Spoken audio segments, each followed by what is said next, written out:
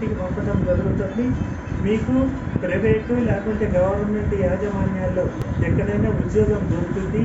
ఇది కొత్త ఇదిగా పాలసీగా తీసుకుంటున్నామని చెప్పడం జరిగింది. ఇది ఈనాడు యువత ఓర్చుకోలేకపోయి ఇప్పుడు చూస్తున్నారు. దేశమంతా యువత రెచ్చిపోయి ప్రభుత్వ ఆస్తుల్ని, రైల్వే స్టేషన్లను, రైళ్లను అన్ని విధంగా సంబంధించిన వాళ్ళకు అందుబాటులో ఉండే వాటన్నిటకు వాళ్ళ ఆక్రోశంతో, బాధతోటి తగలబెట్టి పగలగొడుతున్నారంటే ఇది మీరు తీసుకున్న ఈ నిర్ణయమే అనేది చెప్పక తప్పదు.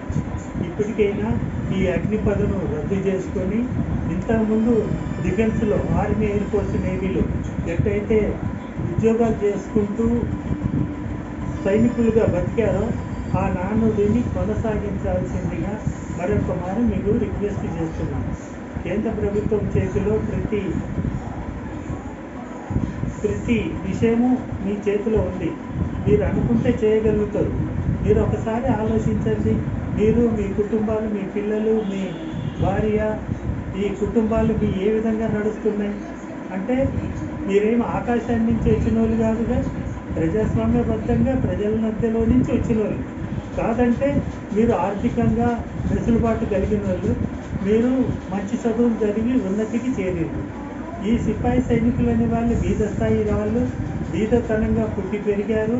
వాళ్ళు ఏమన్నా